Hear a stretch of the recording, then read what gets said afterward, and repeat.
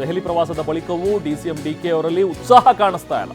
High command ಭೇಟಿ ಬಳಿಕವೂ ಕೂಡ ಡಿಕೆಗೆ ಸ್ಪಷ್ಟ ಚಿತ್ರಣ ಸಿಕ್ಕಂತೆ ಕಾಣಿಸ್ತಾ ಇಲ್ಲ. ಒಂದು ಮಹತ್ವದ ಬೆಳವಣಿಗೆಯ ನಿರೀಕ್ಷೆಯಲ್ಲಿ ಡಿಕೆ ಟೀಮ್ ಕೂಡ ಇದೆ. ಇನ್ನೊಂದು ಕಡೆ ಎಐಸಿಸಿ ನಾಯಕರ ಭೇಟಿಯಿಂದಾಗಿ ಒಂದು ಸಂದೇಶ ಸಿಗಬಹುದು ಅನ್ನುವಂಥ ಒಂದು ನಿರೀಕ್ಷೆಯಲ್ಲಿ ಇದ್ದಾರೆ. ಆದರೆ ಸಂದೇಶದ ನಿರೀಕ್ಷೆಯಲ್ಲಿದ್ದಂಥ ಡಿಕೆ ಶಿವಕುಮಾರ್ ಪಾಳೆಯದಲ್ಲಿ ಅಂಥ ಒಂದು ಉತ್ಸಾಹ ಅಂತೂ ಕಂಡು ಬರ್ತಾ ಇಲ್ಲ.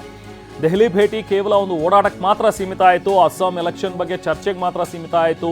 ಇದರಿಂದಾಗಿ ಯಾವುದೇ ಉತ್ಸಾಹದಲ್ಲಿ ಇಲ್ಲ ಡಿಕೆ ಶಿವಕುಮಾರ್. ಜೊತೆಗೆ ಅವರ ಒಂದು ಬಣದವರು ಕೂಡ ಅಷ್ಟು ಉತ್ಸಾಹದಲ್ಲಿ ಕಾಣಿಸ್ತಾ ಇಲ್ಲ ಅನ್ನುವಂಥದ್ದು ವಾಸ್ತವ. ಈಗ ಯಾಕಂದರೆ ಅವರು ಡಿಕೆ ಶಿವಕುಮಾರ್ ಅವರು ದೆಹಲಿಗೆ ಹೋದಂಥ ಸಂದರ್ಭದಲ್ಲಿ ಅದು ಬಜೆಟ್ ಸಭೆಯನ್ನು ಕೂಡ ಬಿಟ್ಟು ಹೋಗ್ತಾ ಇದ್ದಾರೆ ಅಂತ ಹೇಳಿದಾಗ ಅವರ ಪಾಳೆಯದಲ್ಲೂ ಕೂಡ ಇದ್ದಂಥ ಒಂದು ಚಟುವಟಿಕೆ ಅಥವಾ ಅವರ ಮಾತುಗಳು ಅಂತ ಹೇಳಿದ್ರೆ ಈ ಬಾರಿ ಅಂತೂ ಹಾಗೇ ಆಗುತ್ತೆ, ಅಭಿನಯಿತು ಕಭಿನಯಿ ಅನ್ನೋ ರೀತಿಯಲ್ಲೇ ಒಂದು ಉತ್ಸಾಹ ಕಂಡು ಬರ್ತಾ ಇತ್ತು.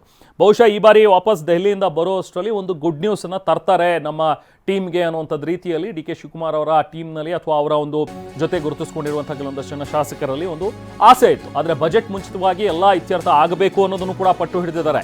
ನಿನ್ನೆ ದೆಹಲಿ ಭೇಟಿ ಬಳಿಕ ತಕ್ಷಣ ಬುಲಾವ್ ಬರುವಂಥ ಒಂದು ಲೆಕ್ಕಾಚಾರದಲ್ಲಿ ಇದ್ದಾರೆ. ಈಗ ಹೈಕಮಾಂಡ್ ಬುಲಾವ್ ಹೊರಡಿಸುತ್ತೆ, ಬಹುಶಃ ಮತ್ತೆ ನಮ್ಮಿಬ್ರನ್ನು ಕರೀತಾರೆ. ಆದರೆ ಸದ್ಯಕ್ಕೆ ಉತ್ಸಾಹ ಮೂಡುವ ಕ್ಷಿಪ್ರ ಬೆಳವಣಿಗೆ ಯಾವುದೂ ಕೂಡ ನಡೆದಿಲ್ಲ. ಹೀಗಾಗಿ ಡಿ ಕೆ ಶಿ ಬೆಂಬಲಿತ ಶಾಸಕರಲ್ಲೂ ಕೂಡ ಒಂದು ರೀತಿ ಉತ್ಸಾಹ ಕಾಣಿಸ್ತಾ ಇಲ್ಲ ಅನ್ನುವಂಥದ್ದು ಕೂಡ ಈಗ ವಾಸ್ತವ. ಈಗ ಅವ್ರು ಮಾತಾಡ್ತಾ ಇದ್ದ ಹಾಗೆ ಅಥವಾ ಡಿ ಕೆ ಅವರ ಟೀಮ್ನವರು ಮಾತಾಡೋ ಹಾಗೆ ಇಲ್ಲ, ಈ ಬಾರಿಯ ಬಜೆಟ್ ಯಾವುದೇ ಕಾರಣಕ್ಕೂ ಡಿ ಕೆ ಶಿವಕುಮಾರ್ ಅವರು ಮಂಡಿಸ್ತಾರೆ, ಸಿದ್ದರಾಮಯ್ಯ ಅವರು ಮಂಡಿಸಲ್ಲ ಅನ್ನೋ ರೀತಿಯಲ್ಲೂ ಕೂಡ ಚರ್ಚೆಗಳಾಯಿತು. ಅದಕ್ಕೆ ಅಂತಲೇ ಒಂದು ವೇಳೆ ಏನಾದರೂ ಸಿದ್ದರಾಮಯ್ಯ ಅವರ ಪೂರ್ವಭಾವಿ ಸಭೆಗೆ ಹೋಗ್ಬಿಟ್ರೆ ನಾನು ಅವರ ನಾಯಕತ್ವವನ್ನು ಒಪ್ಕೊಂಡು ಅವರೇ ಬಜೆಟ್ ಮಂಡಿಸ್ತಾರೆ ಅನ್ನೋದಕ್ಕೆ ಓಕೆ ಅಂದಂತಾಗ್ಬಿಡುತ್ತೆ ಅನ್ನೋ ರೀತಿಯಲ್ಲಿ ಕೂಡ ಅವರು ಅದಕ್ಕೆ ಸೆಡ್ ಹೊಡೆದು ನನಗೆ ಇಷ್ಟ ಇಲ್ಲ ಇವರು ಬಜೆಟ್ ಮಾಡ್ತಾ ಇರೋದು ಅನ್ನೋ ರೀತಿಯಲ್ಲೇ ಒಂದು ಬಿಂಬಿಸ್ತಾ ಅಥವಾ ಆ ಸಂದೇಶವನ್ನು ಕೊಡೋ ನಿಟ್ಟಿನಲ್ಲೇ ಅವರು ದೆಹಲಿಯಲ್ಲಿ ಅವತ್ತು ಸಂಜೆನೂ ಕೂಡ ಅಲ್ಲೇ ಇದ್ದಿದ್ದು ಅನ್ನೋ ರೀತಿಯಲ್ಲೂ ಕೂಡ ಚರ್ಚೆಗಳಾಯಿತು. ಬಟ್ ಇದೆಲ್ಲದರ ನಡುವೆ ಇವತ್ತು ನಡೀತಾ ಇರುವಂಥ ಒಂದು ಕಾರ್ಯಕ್ರಮ. ಸೊ ಈ ಕಾರ್ಯಕ್ರಮದಲ್ಲೂ ಕೂಡ ಇಬ್ಬರ ನಡುವಿನ ಈ ಒಂದು ಮೌನ ಇವತ್ತು ಹಲವಾರು ಪ್ರಶ್ನೆಗಳನ್ನು ಹುಟ್ಟಾಕ್ತಾ ಇದೆ, ಹಲವಾರು ರೀತಿಯ ಸಂದೇಶಗಳನ್ನು ಕೂಡ ಕೊಡ್ತಾ ಇದೆ. ನಮ್ಮ ಪ್ರತಿನಿಧಿ ಪ್ರಸನ್ನ ವಿವರಿಸ್ತಾ ಇದ್ರು. ಪ್ರಸನ್ನ, ನೀವು ಹೇಳ್ತಾ ಇದ್ರಿ ಇವತ್ತಿನೊಂದು ಈ ಸಿಚುವೇಶನ್ ಬರೀ ಅವರಿಬ್ಬರು ಮೌನವಾಗಿದ್ದಾರೆ ಅನ್ನುವಂಥದ್ದನ್ನು ಇಟ್ಕೊಂಡು ನಾವು ಬೇರೆ ಬೇರೆ ಎಲ್ಲ ಆಯಾಮಗಳಲ್ಲೂ ಕೂಡ ನೋಡ್ತಾ ಹೋದರೆ ದೆಹಲಿಗೆ ಹೋಗಿ ಬಂದಿರುವಂಥದ್ದು ಕೂಡ ಅಷ್ಟೇನು ಫಲಪ್ರದವಾಗಿರೋ ರೀತಿಯಲ್ಲಿ ಕಾಣಿಸ್ತಾ ಇದೆಯಾ ಡಿ ಕೆ ಶಿವಕುಮಾರ್ ಅವರಲ್ಲಿ? ಯಾಕಂದರೆ ನಿನ್ನೆ ಮಾತಾಡಿದಂಥ ರೀತಿ ಅಥವಾ ಇವತ್ತು ಅವರಲ್ಲಿ ಕಾಣಿಸ್ತಾ ಇರುವಂಥ ಒಂದು ಆ ಮುಖಭಾವನೆ ಎಲ್ಲೂ ಉತ್ಸಾಹ ರೀತಿಯಲ್ಲಿ ಕಾಣಿಸ್ತಾ ಇಲ್ಲ. ಯಾವಾಗಲೂ ತುಂಬ ಚೈತನ್ಯದ ಚಿಲುಮೆಯಾಗಿ ಸದಾ ಎಲ್ಲ ಈ ಥರದ ಕಾರ್ಯಕ್ರಮಗಳು ಅಂದರೆ ಅವರೇ ಓಡಾಟದಲ್ಲಿ ಇದ್ದಂಥವ್ರು. ಇವತ್ತು ಅದು ಕಾಣಿಸ್ತಾ ಇಲ್ಲ. ಅವರ ಪಾಳೆಯದಲ್ಲೂ ಕೂಡ ಅದೇ ರೀತಿಯಾದಂಥ ಒಂದು ಭಾವನೆಗಳಿದೆಯಾ? ಏನು ತೋರಿಸುತ್ತೆ ಇದು ಹಾಗಾದರೆ ಪ್ರಸನ್ನ?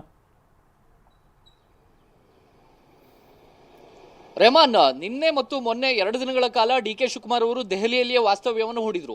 ಈ ದೆಹಲಿಯ ಭೇಟಿ ಬಳಿಕ ಒಂದು ಮಹತ್ವದ ಬೆಳವಣಿಗೆ ಆಗಬಹುದು ಅನ್ನುವಂಥದ್ದು ಡಿ ಕೆ ಶಿವಕುಮಾರ್ ಅವರ ಪಾಳೆಯದಲ್ಲಿ ಇದ್ದಂತಹ ನಂಬಿಕೆಯಾಗಿತ್ತು, ನಿರೀಕ್ಷೆಯಾಗಿತ್ತು. ಅಂದ್ರೆ ಡಿ ಕೆ ಶಿವಕುಮಾರ್ ಅವರು ರಾಹುಲ್ ಗಾಂಧಿಯನ್ನ ಭೇಟಿ ಮಾಡಿದ ಬಳಿಕ ಒಂದು ಮೆಸೇಜ್ ಅನ್ನ ಕೊಡ್ತಾರೆ ಅಥವಾ ಒಂದು ದಿನಾಂಕವನ್ನ ನಿಗದಿ ಮಾಡ್ತಾರೆ, ಮುಖ್ಯಮಂತ್ರಿಗಳನ್ನ ದೆಹಲಿಗೆ ಕರೀತಾರೆ, ನಾಯಕತ್ವ ಬದಲಾವಣೆ ವಿಚಾರಕ್ಕೆ ಸಂಬಂಧಪಟ್ಟ ಹಾಗೆ ಒಂದು ಇತ್ಯರ್ಥ ಆಗುತ್ತೆ ಅನ್ನುವಂಥ ನಿರೀಕ್ಷೆಯಲ್ಲಿದ್ರು. ಆದ್ರೆ ಆ ಎಲ್ಲ ನಿರೀಕ್ಷೆಗಳನ್ನ ತಲುಪೋದಕ್ಕೆ ಈ ದೆಹಲಿ ಭೇಟಿ ಸಾಧ್ಯ ಆದಂತೆ ಕಾಣಿಸ್ತಾ ಇಲ್ಲ. ಜೊತೆಗೆ ಡಿ ಕೆ ಶಿವಕುಮಾರ್ ಅವರಲ್ಲೂ ಆ ಉತ್ಸಾಹ ಇಲ್ಲ ಮತ್ತು ಉಳಿದಂತ ಅವರ ಬೆಂಬಲಿತ ಶಾಸಕರಲ್ಲೂ ಕೂಡ ಅವ್ರು ಏನ್ ನಿರೀಕ್ಷೆಗಳನ್ನ ಇಟ್ಕೊಂಡಿದ್ರು ಆ ನಿರೀಕ್ಷೆಯ ಮಟ್ಟಕ್ಕೆ ಎಲ್ಲ ಬೆಳವಣಿಗೆಗಳು ಕೂಡ ನಡೀತಾ ಇಲ್ಲ ಅನ್ನುವಂಥದ್ದು ಸ್ಪಷ್ಟವಾಗಿ ಗೊತ್ತಾಗ್ತಾ ಇದೆ. ಸಹಜವಾಗಿ ಡಿ ಕೆ ಶಿವಕುಮಾರ್ ಒಂದೊಂದು ಒಳ್ಳೆಯ ಮೆಸೇಜ್ ಜೊತೆಗೆ ಬರ್ತಾರೆ ಬೆಂಗಳೂರಿಗೆ ಅನ್ನುವಂತಹ ನಿರೀಕ್ಷೆಯಲ್ಲಿ ಡಿ ಕೆ ಶಿವಕುಮಾರ್ ಬೆಂಬಲಿತ ಶಾಸಕರಿದ್ರು. ಆ ಬದಲಾವಣೆಯ ಅಥವಾ ಒಂದು ಗುಡ್ ಮೆಸೇಜ್ ನ ಯಾವುದೇ ರೀತಿಯ ಬೆಳವಣಿಗೆಗಳು ಬಹುಶಃ ನಡೆದಿಲ್ಲ ಅನ್ನುವಂಥದ್ದು ಸ್ಪಷ್ಟವಾಗಿ ಗೊತ್ತಾಗ್ತಾ ಇದೆ. ಇದೇ ಕಾರಣಕ್ಕೋಸ್ಕರ ಡಿ ಕೆ ಶಿವಕುಮಾರ್ ಸೇರಿದಂತೆ ಅವರ ಜೊತೆಗಿರುವಂತಹ ಶಾಸಕರು ಕೂಡ ಅಂತಹ ಮಟ್ಟಿಗಿನ ಉತ್ಸಾಹ ಇಲ್ಲ. ಒಂದು ಮೆಸೇಜ್ ಅನ್ನ ಕೊಟ್ಟಿದ್ದೆ ಆಗಿದ್ರೆ ಎಲ್ಲೋ ಒಂದು ಕಡೆ ಬದಲಾವಣೆಗಳು ಬಜೆಟ್ ಪೂರ್ವಭಾವಿಯಾಗಿ ನಡೀತದೆ ಅನ್ನುವಂಥ ನಿರೀಕ್ಷೆಯನ್ನು ಈಗಲೂ ಕೂಡ ಇಟ್ಕೊಂಡಿದ್ದಾರೆ. ಆದರೆ ಎಷ್ಟರ ಮಟ್ಟಿಗೆ ಅದನ್ನು ಫುಲ್ಫಿಲ್ ಮಾಡೋದಕ್ಕೆ ಹೈಕಮಾಂಡ್ ಸಿದ್ಧವಿದೆ ಅನ್ನುವಂಥದ್ದು ಇನ್ನೂ ಪ್ರಶ್ನಾರ್ಥಕವಾಗಿದೆ ಉಳಿದಿದೆ. ಹೈಕಮಾಂಡ್ನ ಭೇಟಿ ಬಳಿಕ ಇದೀಗ ನೊಣವಿನಕೆರೆ ಅಜ್ಜಯ್ಯನ ಸ್ವಾಮೀಜಿಯ ಮಠಕ್ಕೆ ಹೋಗ್ತಾ ಇದ್ದಾರೆ. ಡಿ ಕೆ ಶಿವಕುಮಾರ್ ಅವರು ಅಲ್ಲಿ ನಡೆಯುವಂತಹ ಜಾತ್ರಾ ಮಹೋತ್ಸವದಲ್ಲಿ ಭಾಗಿಯಾಗ್ತಾರೆ. ನೊಣವಿನಕೆರೆ ಅಜ್ಜಯ್ಯನನ್ನ ಸಂಕಷ್ಟ ಬಂದಾಗಲೆಲ್ಲ ಡಿ ಕೆ ಶಿವಕುಮಾರ್ ಅವರು ಹೋಗಿ ಭೇಟಿಯಾಗಿದ್ದಾರೆ. ಒಂದು ಸ್ಪಷ್ಟ ಚಿತ್ರಣವನ್ನ ಅಥವಾ ಒಂದು ಮುಸುಕಾದಂಥ ದಾರಿಯಲ್ಲಿ ಒಂದು ಗುರಿ ತೋರಿಸುವಂತ ಕೆಲಸವನ್ನ ಡಿ ಕೆ ಶಿವಕುಮಾರ್ ಅವರಿಗೆ ನೊಣವಿನಕೆರೆ ಅಜ್ಜಯ್ಯ ಹಲವು ಬಾರಿ ಮಾಡಿದ್ದಾರೆ. ಈಗಲೂ ಕೂಡ ಒಂದು ರೀತಿಯ ಸ್ಪಷ್ಟವಾದಂತಹ ದಾರಿ ಅಂತೂ ಖಂಡಿತವಾಗಿಯೂ ಡಿ ಕೆ ಶಿವಕುಮಾರ್ ಅವರ ಮುಂದೆ ಇಲ್ಲ. ಆದರೆ ಅದು ಬಗೆಹರಿಬಹುದು ಅನ್ನುವಂಥ ನಿರೀಕ್ಷೆಯನ್ನ ಮಾತ್ರ ಡಿ ಕೆ ಶಿವಕುಮಾರ್ ಅವರು ಇಟ್ಕೊಂಡಿದ್ದಾರೆ. ನವರಾತ್ರಿ ಕಳಿತು, ಸಂಕ್ರಾಂತಿ ಕಳಿತು, ಶಿವರಾತ್ರಿ ಕಳೀತಾ ಇದೆ. ಆದರೆ ಯಾವಾಗ ಶುಭರಾತ್ರಿ ಈ ಒಂದು ಪ್ರಶ್ನೆಯಾಗಿಯೇ ಡಿ ಕೆ ಶಿವಕುಮಾರ್ ಅವರ ಬೆಂಬಲಿಗರಿಗೆ ಕಾಡ್ತಾ ಇದೆ. ಬಜೆಟ್ ಮುಂಚಿತವಾಗಿ ಇದು ಇತ್ಯರ್ಥ ಆಗಬೇಕು ಅಂತೇಳಿ ಡಿ ಕೆ ಶಿವಕುಮಾರ್ ಪಟ್ಟು ಹಿಡಿದು ಕೂತಿದ್ದಾರೆ. ಪಾರ್ಲಿಮೆಂಟ್ ಸೆಷನ್ ಮುಗಿತಿದ್ದ ಹಾಗೆಯೇ ಮತ್ತೊಂದು ಸುತ್ತು ನಡಿಬಹುದು ಅನ್ನುವಂಥದ್ದು ಕೂಡ ಮತ್ತೊಂದು ನಿರೀಕ್ಷೆ. ಅಂದ್ರೆ ಇನ್ನೂ ಕೂಡ ಯಾವುದು ಖಚಿತವಾದಂತ ಮಾಹಿತಿ ಅಲ್ಲ.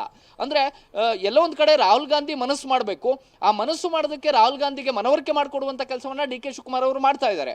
ರಾಹುಲ್ ಗಾಂಧಿ ಅವರು ಮುಖ್ಯಮಂತ್ರಿಗಳನ್ನ ಮತ್ತು ತಮ್ಮನ್ನ ಕರಿಬಹುದು ಅನ್ನುವಂತ ಭರವಸೆಯಲ್ಲಿ ದಿನಗಳನ್ನ ಕಳೆಯುವಂತಹ ಕಾಲ ಆಗ್ತಾ ಇದೆ ಹೊರತು ತಕ್ಷಣಕ್ಕೆ ಒಂದು ಕ್ಷಿಪ್ರ ಬೆಳವಣಿಗೆ ಎಲ್ಲೋ ಒಂದ್ ಕಡೆ ನಡಿಬಹುದು ಅನ್ನುವಂತ ಲೆಕ್ಕಾಚಾರಗಳು ಏನು ಕಾಂಗ್ರೆಸ್ ಪಾಳ್ಯದಲ್ಲಿ ನಡೀತಾ ಇತ್ತು, ಆ ರೀತಿಯ ಕ್ಷಿಪ್ರ ಬೆಳವಣಿಗೆಗಳು ಕಾಂಗ್ರೆಸ್ ಪಾಳ್ಯದಲ್ಲಿ ಸದ್ಯಕ್ಕಂತೂ ಕಾಣಿಸ್ತಾ ಇಲ್ಲ.